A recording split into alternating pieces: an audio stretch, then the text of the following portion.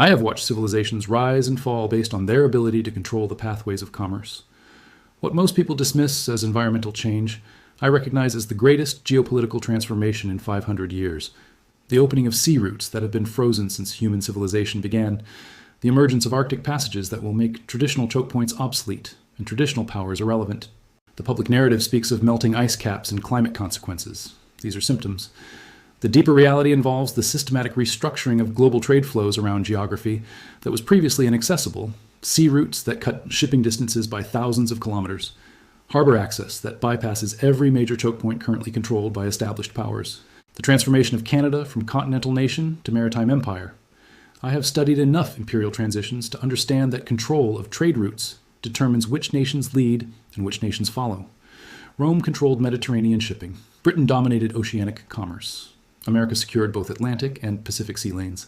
Each understood that geography shapes destiny more than armies or economies. Each leveraged strategic location to extract tribute from global commerce until alternative routes emerged to challenge their dominance. Today, I observe the emergence of alternative routes that will make the Suez Canal, Panama Canal, and Strait of Hormuz secondary concerns for global shipping. Routes that run through waters controlled entirely by a single nation that spent centuries viewed as a peripheral power. The Northwest Passage through Canadian Arctic waters now provides shipping access between Europe and Asia that eliminates 13,000 kilometers of traditional routing through controlled straits and busy sea lanes. The mathematics are unforgiving for traditional powers. A cargo vessel sailing from Hamburg to Shanghai via the Northwest Passage saves 12 days of transit time compared to Suez Canal routing.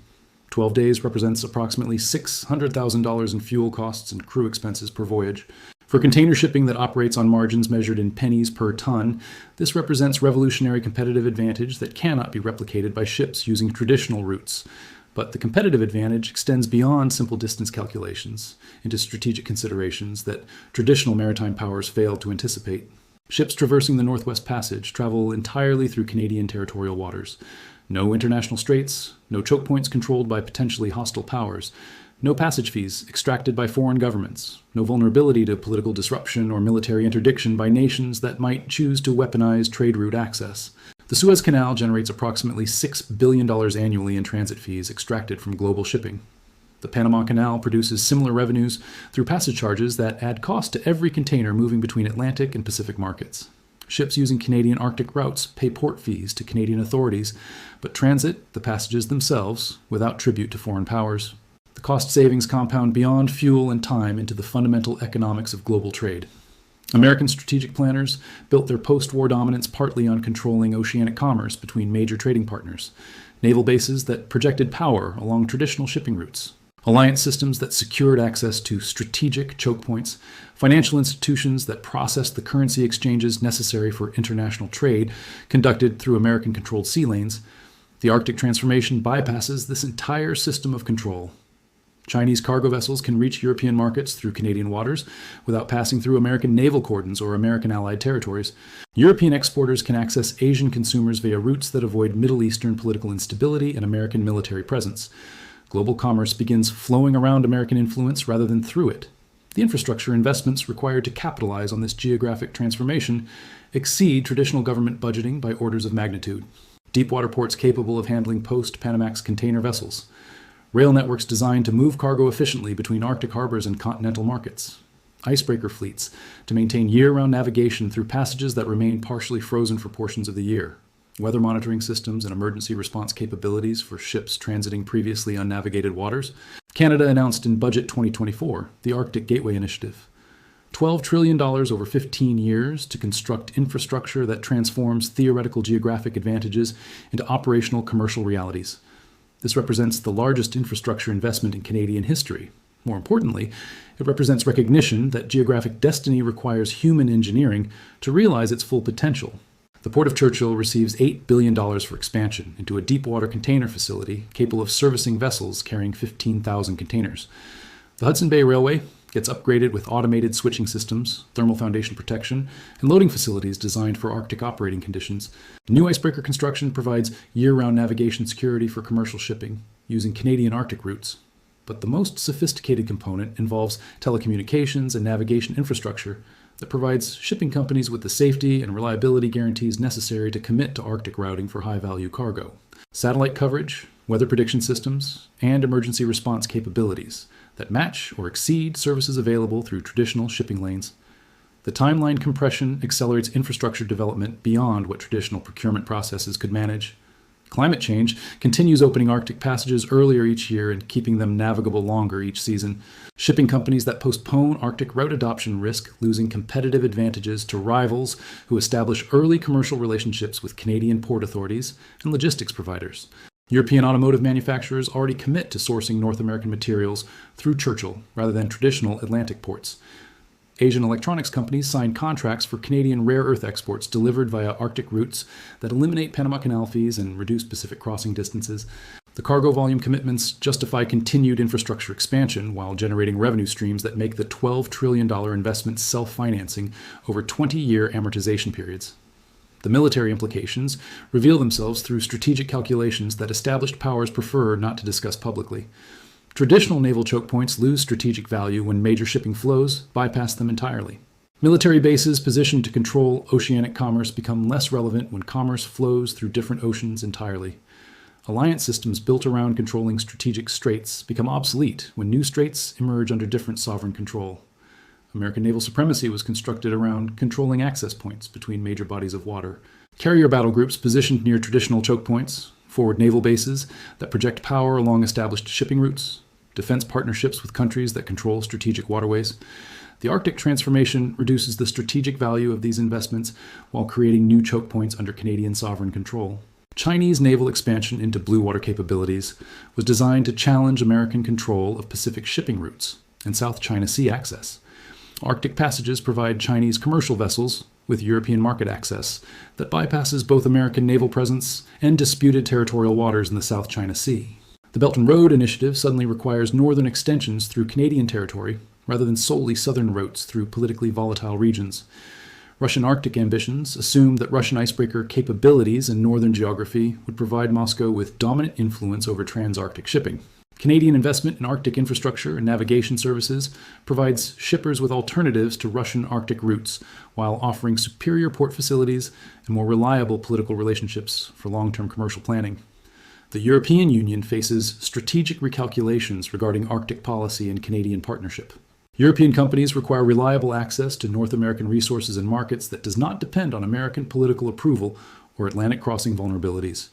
Canadian Arctic routes provide this access while strengthening European relationships with reliable democratic partners rather than authoritarian alternatives.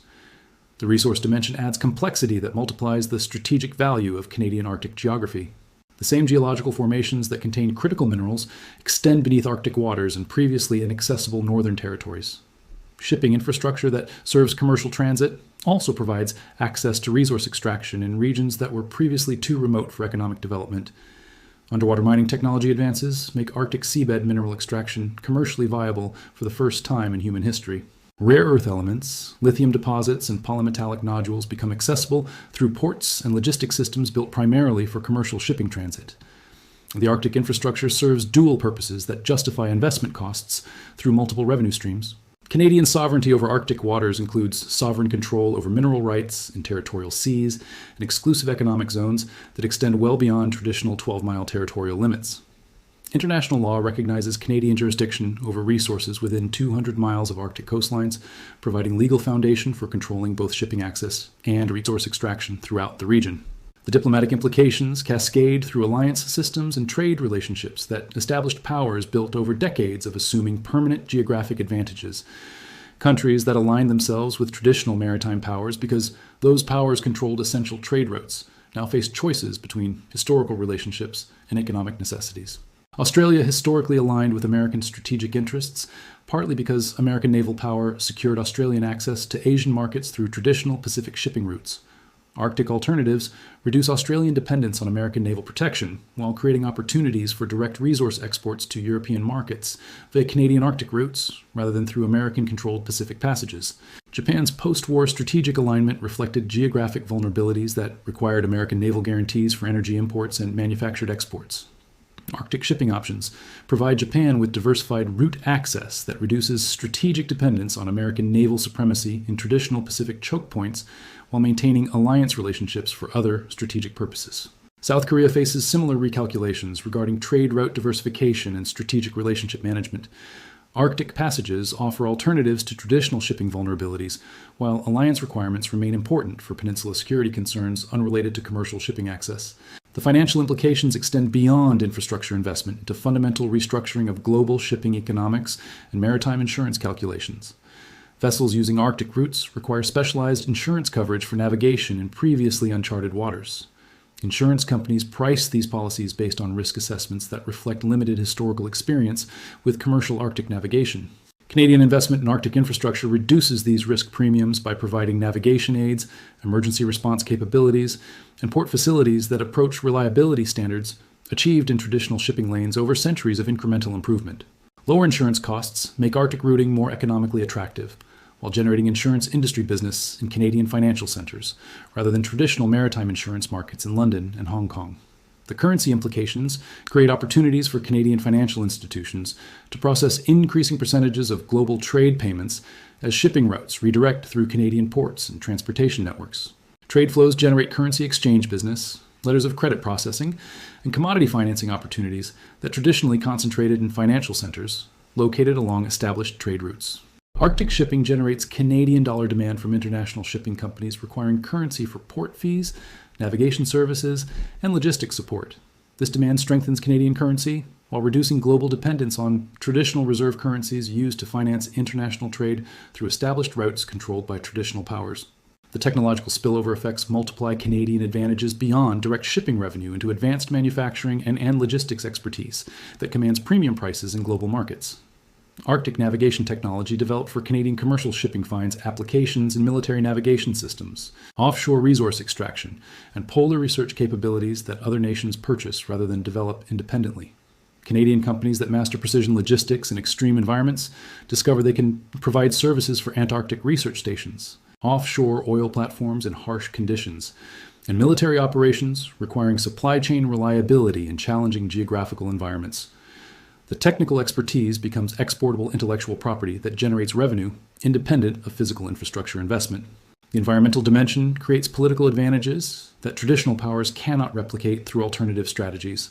Arctic shipping actually reduces global transportation carbon emissions by shortening shipping distances and reducing fuel consumption per ton of cargo transported.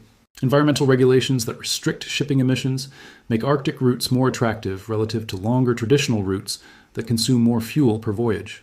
Canadian Arctic infrastructure development incorporates environmental protection standards that satisfy international climate agreements while providing commercial shipping capabilities that reduce global transportation environmental impact. This combination of environmental responsibility and commercial efficiency creates political legitimacy that makes Canadian Arctic control more acceptable to international environmental movements than alternative arrangements might be. The psychological impact on strategic planning and established powers reveals itself through policy documents and military planning assumptions that increasingly acknowledge Canadian Arctic capabilities while struggling to develop effective responses. Traditional powers spent decades assuming that geographic advantages were permanent, that existing choke points would retain strategic value indefinitely, that alternative routes would remain theoretical rather than operational. The speed of Arctic infrastructure development and shipping route adoption exceeds the planning cycles of governments and military institutions designed for gradual strategic change, rather than rapid geographic transformation. By the time established powers fully appreciate the implications of Canadian Arctic control, the infrastructure will be operational, the shipping relationships established, and the strategic transformation completed. I have observed that the most successful strategic transformations succeed not by confronting existing powers directly, but by creating alternatives that make existing power structures increasingly irrelevant. Canada has not challenged American naval supremacy or Chinese commercial expansion through military means. Canada has simply provided global commerce with alternatives that bypass the geographic foundations of both powers' strategic influence. The $12 trillion Arctic investment represents more than infrastructure spending. It represents the construction of geographic destiny into operational reality, the transformation of theoretical advantages into practical control over trade flows that will define global commerce for the next century. The emergence of Canada as the unavoidable intermediary in oceanic commerce between the world's major trading regions. History will record this period as the moment when climate change created opportunities that visionary strategy converted into permanent advantages. When a nation that possessed the right geography at the right moment invested sufficiently to capitalize on temporary environmental changes before other powers understood their strategic implications, The Arctic ice that protected traditional trade routes from competition has melted. The passages that will carry global commerce for the next 100 years are open. The nation that controls access to those passages has invested $12 trillion to ensure that control becomes permanent rather than temporary. Every superpower that wants to participate in global trade for the next century must now seek Canadian permission to use the most efficient routes available. The transformation is irreversible. Infrastructure investments of this magnitude create path dependencies that persist for generations. The ports being constructed today will handle shipping for the next 50 years. The navigation systems being installed now will guide vessels through these waters long after current political leaders are forgotten. The geographic advantage Canada secured through timing and vision becomes institutionalized through concrete and steel, embedded in the fundamental structure of global commerce. The superpowers that once dictated terms to smaller nations now find themselves negotiating for access to transportation networks they cannot control, cannot replicate, and cannot afford to lose. The quiet northern neighbor that they treated as a resource supplier has become the gatekeeper of global commerce. The $12 trillion investment was not an expense. It was the purchase price of permanent leverage over every nation that depends on efficient oceanic trade to maintain their economic systems and strategic ambitions. I have witnessed the moment when geography reasserted its dominance over politics, when patient investment overcame military posturing, when a middle power discovered it could make superpowers bow simply by controlling the pathways their prosperity requires.